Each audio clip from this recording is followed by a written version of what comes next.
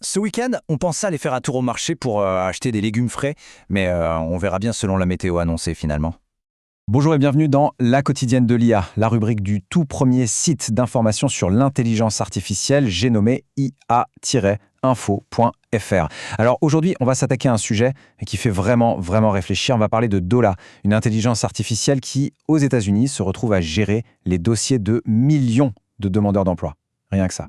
Et pour bien comprendre les tenants et les aboutissants de cette affaire, notre analyse va s'appuyer sur un article super intéressant de Didier Taromina, qui a été publié en avril 2026 sur iafarfo.fr. Et ça nous amène tout de suite à une question absolument centrale. Est-ce qu'un État peut, et surtout est-ce qu'il doit, confier la gestion de ses citoyens les plus fragiles, les plus vulnérables, à une intelligence artificielle? C'est vraiment le cœur du débat qu'on va creuser ensemble. Alors pour commencer, il faut bien comprendre ce qu'est Dola. Attention, on ne parle pas ici d'un petit projet, d'une petite expérimentation dans un coin, non. On est face à une innovation d'une ampleur vraiment considérable. Dola, qu'est-ce que ça veut dire ? Eh bien ça veut dire Department of Labor Agent. En gros, c'est un agent d'intelligence artificielle entièrement autonome. Il a été déployé par le département du travail américain et sa mission elle est simple, mais énorme, devenir le tout premier point de contact pour les citoyens. Et pour bien saisir l'échelle du truc, tenez-vous bien. On parle de 2,8 millions. C'est le nombre de dossiers citoyens que Dola gère chaque année. C'est tout simplement colossal. On assiste à une sorte d'industrialisation à grande échelle de la relation entre l'administration et les gens. Et attention, ça ne s'arrête pas là. En plus de gérer les dossiers, Dola orchestre plus de 9,7 millions d'interactions par an.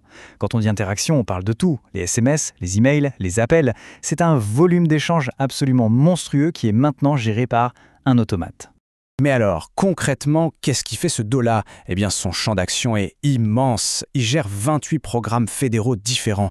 On est bien au-delà du simple chômage. Ça va de la sécurité au travail à l'aide aux vétérans en passant par le programme Job Corps. Il collecte des infos, il ouvre des dossiers, il peut même lancer des procédures et tout ça de manière complètement autonome.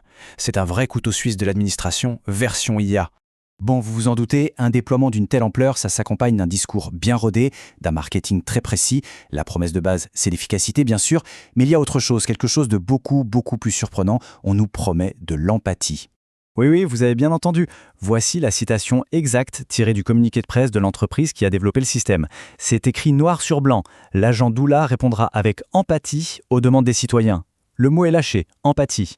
Ce n'est pas un choix anodin, bien sûr. Mais alors, qu'est-ce que ça peut bien vouloir dire, l'empathie, pour une machine ?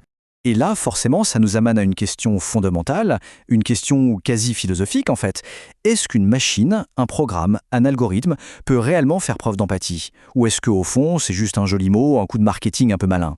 Parce qu'il faut bien voir la différence. D'un côté, il y a l'empathie humaine. Elle est basée sur nos expériences, sur notre vécu, sur notre capacité à comprendre la souffrance de l'autre. Et de l'autre côté, eh bien, on a cette fameuse empathie artificielle. Mais qu'est-ce que c'est ? C'est une simulation de tournure de phrase, une fonctionnalité logicielle, rien de plus. L'un ressent, l'autre, il calcule. Et il est absolument crucial de ne pas mélanger les deux. Ok, maintenant que le cadre est bien posé, on va pouvoir attaquer le vrai cœur du problème. Ce que l'article de Didier Taormina appelle l'ironie structurelle de tout ce système. Et vous allez voir, le mot est bien choisi. Parce qu'au fond, la question est simple. Mais qui sont les principaux utilisateurs de Dola ? Qui sont ces gens qui se retrouvent à devoir dialoguer avec cet agent pour demander de l'aide ? Eh bien la réponse, elle est assez terrible. C'est un paradoxe vraiment saisissant. Ce sont des travailleurs qui ont perdu leur emploi. Et pourquoi ont-ils perdu leur emploi très souvent ? À cause de l'automatisation, à cause de l'arrivée de l'intelligence artificielle dans leur secteur. C'est quand même fou. La technologie qui supprime leur travail est la même qui va ensuite gérer leur dossier de chômage. La boucle est bouclée. C'est d'une ironie glaçante. Et ce qui est important de comprendre, c'est que Dola, ce n'est pas juste un cas isolé, un coup d'essai. Pas du tout. Ça s'inscrit dans une tendance de fond, une véritable stratégie globale de l'administration américaine. En fait, le département du travail est loin d'être le seul. On voit la même chose au département des transports, ou encore à l'administration des anciens combattants. Bref, plein d'administrations se mettent à adopter des solutions du même genre. Ce qu'on voit se dessiner sous nos yeux, c'est une délégation systématique du service public, du contact avec le citoyen, à des plateformes d'IA qui, en plus, appartiennent au secteur privé. Mais cette transformation massive, cette espèce de course effrénée à l'efficacité, eh bien elle a un angle mort.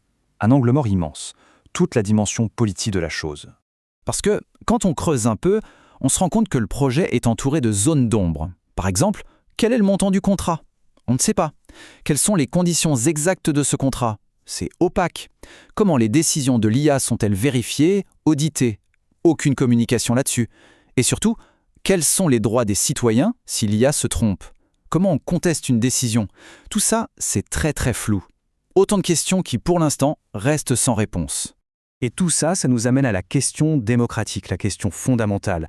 Est-ce qu'à un moment, on a demandé aux gens, aux citoyens, s'ils étaient d'accord pour que leur premier contact avec l'administration, souvent dans un moment de grande fragilité de leur vie, soit un agent conversationnel, une IA privée? La réponse est non. La décision, elle, semble avoir été prise comme ça, sans aucun débat public. Et pour conclure, je crois que cette phrase de l'article résume tout l'enjeu à la perfection. L'efficacité est une valeur, ce n'est pas la seule. La question qui se pose n'est pas seulement technique, elle est profondément politique. C'est exactement ça. Parce que oui, l'efficacité c'est important, mais ce n'est pas la seule valeur qui compte. Il y a aussi la dignité, la justice et simplement la présence humaine. Alors, quand une machine prétend répondre avec empathie à une personne dont le travail vient d'être supprimé par une autre machine, là oui, la question n'est plus du tout technique. Elle est et elle doit être profondément politique. Voilà pour ce décryptage du cas Dola. C'est un sujet complexe, mais vraiment au cœur des transformations de notre société. Pour continuer à suivre toute l'actualité de l'intelligence artificielle, et il y en a, je vous invite à nous retrouver sur le portail ai-info.fr. Merci de nous avoir écoutés et à très bientôt.